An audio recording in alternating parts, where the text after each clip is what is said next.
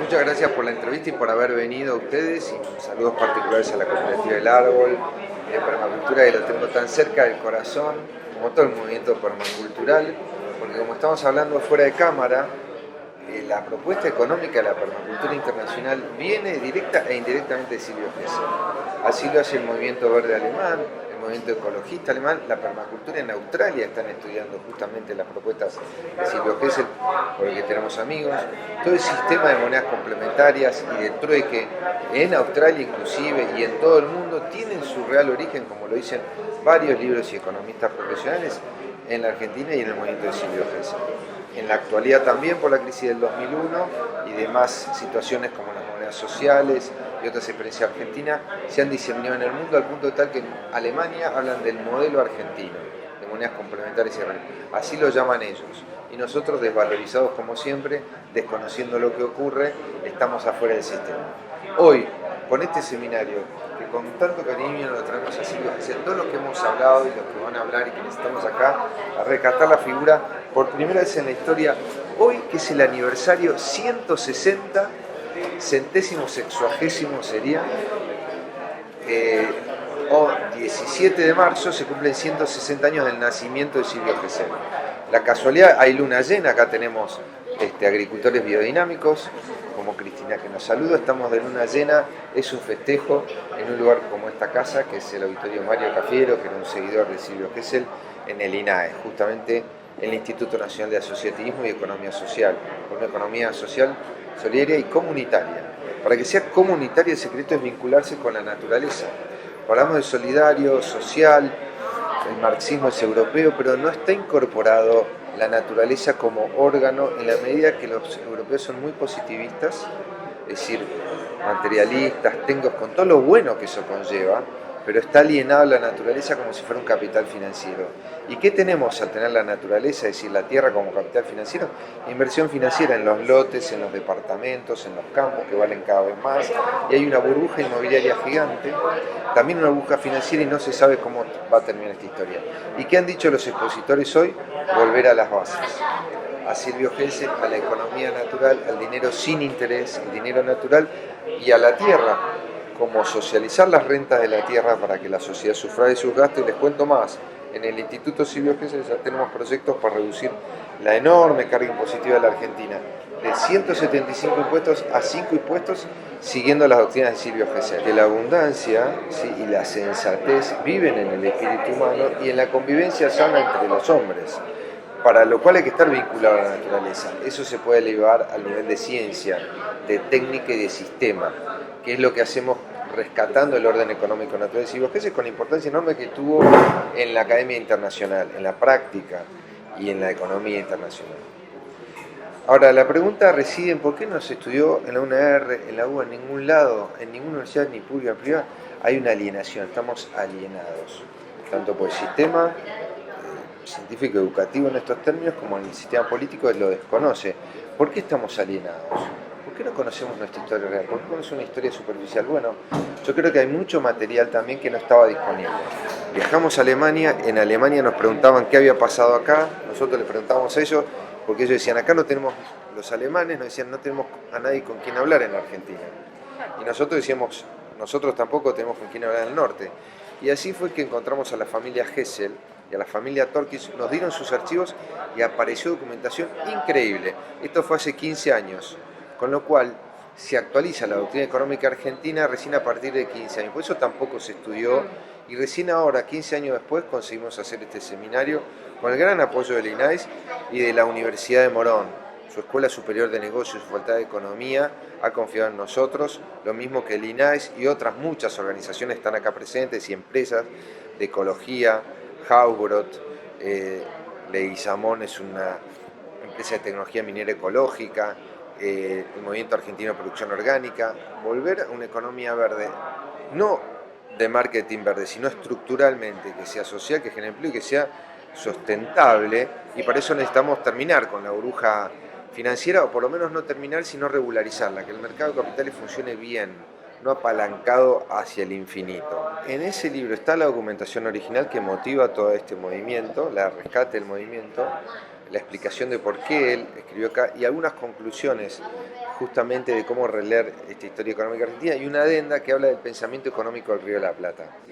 Soy Cristina Martín, colaborando en estas jornadas en la organización y coordinación para el Instituto Silvio Gesell, con expositores de todo el mundo. Tuvimos, especialmente de representación también de Alemania, al doctor Bernard que fue el que terminó, digamos, la jornada por el día de hoy, y que es un poco el padre que difundió a Silvio Gesell en Alemania y en todo el mundo. El INAES tiene ya desde la gestión de Mario Cafiero, desde fines del 2019, una impronta muy importante de abrir el INAES a la calle, como decía él. Después de este evento vamos a seguir, como ya viene haciendo el instituto, distintos conversatorios y charlas y seminarios, y además se da ahora está en aprobación para la UBA,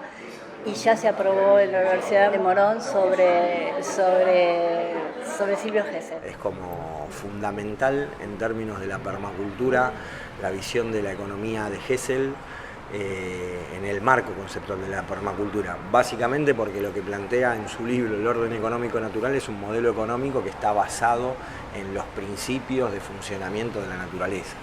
Entonces, no solo desde lo conceptualmente, sino también desde la implementación práctica, bueno, es algo fundamental.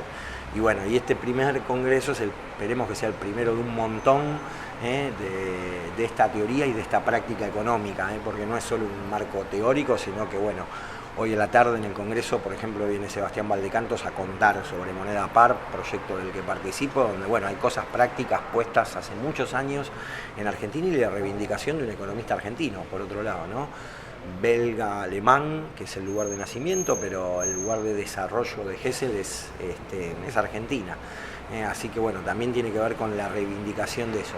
Y después, bueno, con la escuela, bueno, vinculándonos de a poco y tratando de colaborar y participar con el Instituto de Estudios Económicos Silvio Gesell, y donde bueno, hay una ligación de alguna manera, no de formato institucional, pero sí de abrir. Justo hablábamos con Carlos Luch, que es el director del instituto, hace 15 años lo conocí en Brasil, en San Pablo, en el Congreso Mundial de Permacultura. Además era el único argentino que exponía sobre Silvio Gesell. Y bueno, eso, en mayo del 2007, hablábamos ayer, fue como una fichita muy importante, por lo menos en lo personal y en todos los proyectos en donde estuve a partir de ese proceso. En ese momento yo estaba en el CIDEP, pero esto en términos de lo que tiene que ver la economía fue influyente en el CIDEP, en el Bioconstruyendo, en el Instituto en Alumno, donde también laburé, en Gaia, donde también laburé y donde siempre también di en términos de docencia la parte de economía, y bueno, ni hablar en el Árbol Escuela de Ruralidad y Permacultura, donde bueno, es parte de nuestro planteo y de nuestra práctica. Y no solo desde lo personal, sino desde los demás integrantes de la escuela, porque todos hemos sido parte de Moneda Par, del nodo Chacarita, esto entre el 2018 y el 2019, y bueno, que tiene que ver eso no solo con una cuestión conceptual y de marco teórico, ideológico, sino de una práctica constante en términos del concepto central para lo que es Silvio Gesell y para lo que es la permacultura, que es los de prosumidores, el de producir una parte de lo que necesitamos y la otra comprarlo, en definitiva, que es una de las estrategias, como que plantea Gesell, para poder cambiar esto. Después, bueno, es la propiedad de la tierra pública, las monedas oxidadas y el concepto de prosumidores. En esos tres ejes, que en definitiva es también un poco el planteo de la permacultura, en lo que se resume. Y bueno, y estamos acá tratando de sumar ahí un granito, y muy contentos, que no me quiero olvidar de Paco, que hizo el flyer, el póster de las jornadas, y que bueno, que nos queda también ahí para la escuela. Así que muy contento y muy feliz del primer encuentro de economía gesellina. Bueno, yo soy Silvia Gesell, soy la nieta de Silvio Gesell. Estoy muy contenta de estar en las jornadas, de poder participar de todo esto, también de las ricas empanadas de Hausbrot que nos sirvieron. Y bueno, yo he trabajado en la empresa de Casa Gesell, que era mi papá, que era de Casa Gesell. el de Villa Gesell es mi tío que trabajó con el tema de Villa Gesell y espero que esto sea realmente muy entretenido. Yo siempre sostengo que hay que ser muy claro cuando uno explica economía. Está la vieja frase de Raúl Escalabrino Ortiz que decía: si no entendés algo de economía, que te lo expliquen de nuevo; si a la segunda vez no lo entendés, que te lo expliquen de nuevo; si a la tercera vez no lo entendés es porque te están mintiendo. Hay una costumbre inveterada en los economistas de dar explicaciones desde el punto de vista matemático. Es decir, nos quieren explicar la economía utilizando ecuaciones diferenciales, derivadas e integrales, porque se quieren mandar la parte de que la economía es una ciencia misteriosa y oculta, de que solo ellos la entienden. Y yo creo que cuando leo un artículo de un economista que me aparece con cálculo diferencial e integral, me está mintiendo. La economía es una ciencia social, no es una ciencia exacta. Y los modelos económicos tienen tanta cantidad, es decir, la realidad económica, mejor dicho, tiene tanta cantidad de variables que los modelos económicos, para poder comprender la realidad, transforman las variables en constantes. Al transformar las variables en constantes, están alejando al modelo de la realidad. Si dejaran al modelo como es la realidad, debería medir por la cantidad de variables que tiene 1 kilómetro de largo, más o menos, entre sumas, restas, potencias, raíces y demás cosas que se le ocurren a ellos. Entonces, no es la realidad la que tiene que adaptarse a los modelos de los economistas, sino que son los modelos de los economistas los que deben adaptarse a la realidad. Y además hay que decir otra cosa más. Cuando los economistas proponen algo, tienen que saber que su propuesta no es válida para cualquier tipo de escenario. Es válida para un escenario, y si la realidad coincide con ese escenario, entonces podríamos decir que el modelo sirve, pero en cuanto el escenario cambió, tiene que cambiar el modelo, porque es el modelo el que tiene que adaptarse a la realidad. Gesell basó muchas de sus propuestas en un revolucionario, un anarquista socialista de esa época, que se llamó Pierre-Joseph Proudhon. Y tanto Proudhon como Gesell eran tan revolucionarios, tan antisistemas, tan en contra del establishment de turno, que los anularon por completo. Les declararon la muerte civil. ¿Qué significa la muerte civil? De Proudhon y de Gesell no se habla. Viste que a Marx sí lo dejaron, a Marx lo dejaron. Porque total, si Marx defendía el capital financiero, no defendía al obrero. Porque quien defiende el capital financiero no puede nunca defender al obrero. Porque el capital financiero le expolia la plusvalía, en términos marxistas, al capitalista industrial. Y si el capitalista industrial, como dice Marx, se la expolia al obrero, entonces por carácter transitivo es el financista el que le expolia al obrero.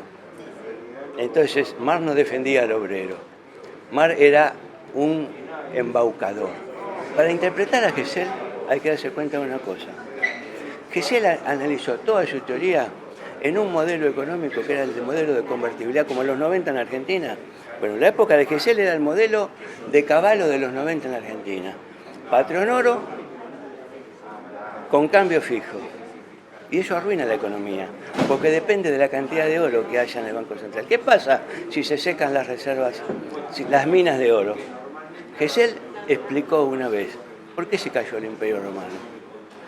Si vos vas a los libros de historia, te dice que el Imperio Romano se cayó porque entraron los bárbaros y destruyeron Roma. Sí, pero no es tan así. El Imperio Romano se cae porque existía el patrón oro. Y como se secaron las minas, de donde sacaba el oro para acuñarlo en moneda y pagarle a los mercenarios romanos, entonces los mercenarios romanos, tal vez por algún sindicalista, por algún Hugo Moyano de aquella época, se empezaron a quemar neumáticos, ¿no es cierto? Y hicieron huelga de brazos caídos. Si los soldados hacen huelga de brazos caídos, los bárbaros entran en Roma. Decir que el imperio soviético, el imperio comunista soviético, la vieja URSS, se cae sin disparar una sola bala y sin derramar una sola gota de sangre, significa que era un títere movido por alguien que le era superior. Entonces, al capitalismo y al comunismo lo gobernaba una sola, digamos, actividad económica, la del capitalismo financiero. Hola, ¿qué tal? Mi nombre es Silvia Castro Casal. Yo formo parte del Instituto de Estudios Económicos Silvio Gesell desde el año 2019, en que me invitó el doctor Carlos Luch, y desde entonces hemos estado trabajando, tratando de armar este instituto. El objetivo es nuestro faro, Silvio Gesell, sus ideas, pero además es promocionar en la historia argentina muchos personajes, informar, educar, tratar de crear diplomaturas, a unir a la gente, los pocos que han ido leyendo, como decía Rodolfo López, que cada uno estuvo leyendo en su casa. Bueno, ahora todos esos que leyeron hay que unirlos y poder todos juntos organizarnos para que mayor número de gente, generar una masa crítica para que de pronto diga, bueno, basta, terminemos, hay que cambiar este sistema. De todos esos economistas que nosotros vemos en la televisión, no tienen ni idea, no han leído ni conocen a Gesell.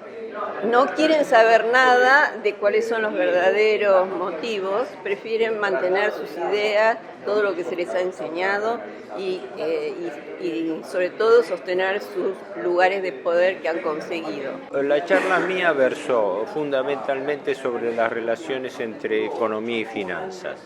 Ahí hay un equívoco muy grande. La gente no tiene la culpa, confunde economía y finanzas cuando son dos cosas diferentes.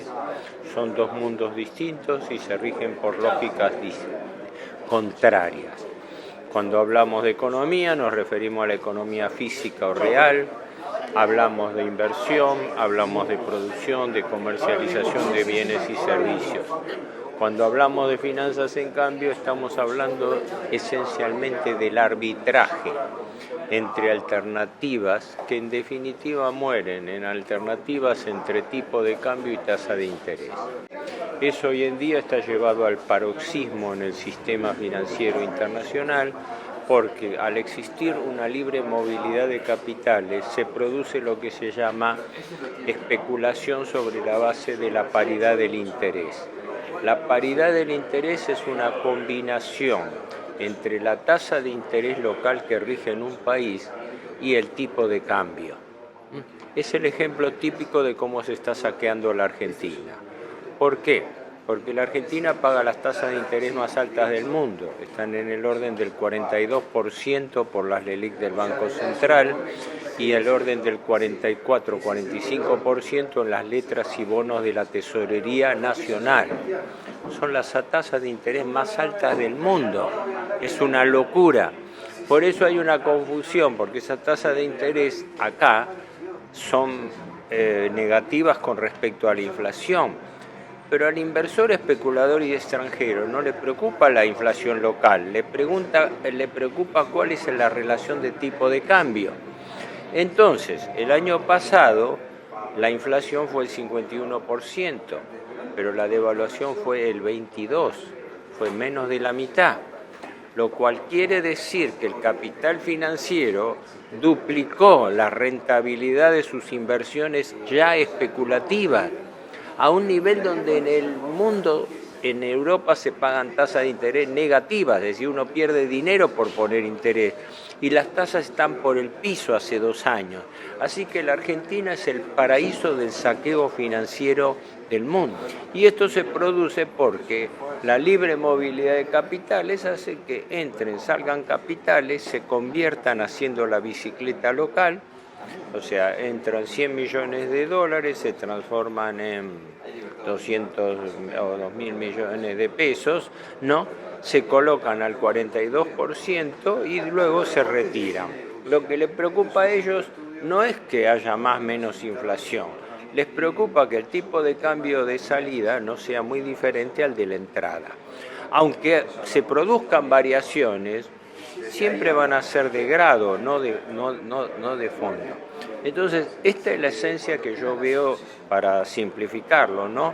La esencia del saqueo financiero que veo en la Argentina. El tema de la deuda ya tiene toda su autonomía y toda su gravedad propia, ¿no? Es decir, estamos metidos en una trampa de deuda insoluble, perpetua. ¿Cuándo una deuda es perpetua? Cuando vos tomás una deuda que no se puede pagar, entonces esa deuda está inexorablemente condenada a ser refinanciada a su vencimiento. Entonces la gente desconoce que la deuda pública argentina, que en este momento se calcula que a fin del año pasado sumaba solamente en cabeza del Estado central 377.000 millones de dólares, se cree que se está pagando, no se paga un centavo de deuda. Se refinancia hasta el último bono, hasta la última letra, hasta el último centavo, pagando intereses y retirando bono viejo y entregando bono nuevo. Incluso este acuerdo que se acaba de firmar, un acuerdo de rendición abierta con el Fondo Monetario Internacional, aceptando todas sus exigencias, no tiene por finalidad pagar nada, tiene por finalidad a cancelar el stand-by de Macri con todas sus irregularidades, convalidarlo a costa de tomar un préstamo nuevo equivalente que lo único que le permite es patear un poco más para adelante, es decir, alargar, prolongar el cumplimiento de esas obligaciones, pero no reducirla. Ejemplo, en el presupuesto de este año, que no fue aprobado, el presupuesto 2022, figura que sin contar los 19.000 millones de dólares que le vencen al fondo, sin contar esos 19.000 millones, le vencen al país 51.600 millones de dólares. Sí, casi 52.000 millones de dólares de ese total de 377 que hablábamos, que es el stock total que tiene el gobierno central. ¿Sabés cuánto se paga de esos 52.000 millones? $0. Pero además, como endeudamiento público, está previsto que el país tome deuda, insisto, sin contar el Fondo Monetario, tome deuda por 80.100 millones. A ver, un momento, razonemos un poco. ¿Qué quiere decir esto? Que no solamente los 52.000 millones de capital que vencen se van a refinanciar, sino que por presupuesto está previsto que este año aumente la deuda 28.500 millones de dólares más. Todos los días escuchamos que los economistas del establishment se rajan las vestiduras diciendo el país está emitiendo dinero y omiten completar la frase porque el dinero que emite el Banco Central por una ventanilla lo absorbe por la otra, colocando LELIQ y pases pasivos por los cuales paga tasas de interés que van, en el caso de las LELIQ, el 42% anual. O sea, nos lamentamos de emitir dinero que el gobierno lo emite por una ventanilla del Banco Central y lo rescata por la otra pagando interés. Es el absurdo total. Por eso la Argentina, este sistema data de 40 años, por eso la Argentina no tiene solución y yo lo hago como un apotegma propio. No hay solución al problema de la deuda dentro del sistema de la deuda, porque el sistema está armado para eso, el sistema está armado para crear un mecanismo de reendeudamiento perpetuo. El sentido de estas jornadas es traer a colación las ideas de Silvio Gesell, porque obviamente son diferencias de tiempo, lugar, razonamientos, no es una coincidencia total, pero Silvio Gesell tiene el mérito histórico que tratamos de hacer reconocer a través de esta difusión, tiene el mérito histórico de haberlo entrevisto, de haberlo percibido. No nos olvidemos que el libro de él, El orden económico natural por libre moneda y libre tierra, fue escrito en 1911. Estamos hablando hace más de un siglo. Y pensar que el mundo financiero ha evolucionado en sentido exactamente contrario a las recomendaciones sanas y naturales de Silvio Gesell. Esto demuestra que el mentado progresismo de las ideas, de los tiempos, de las ventajas, es solo para los grandes titulares de los diarios. La finanza es la antítesis de la economía natural. Es la economía convencional, artificial, creada por el hombre, con la diferencia y la gravedad de que esta finanza está matando la economía.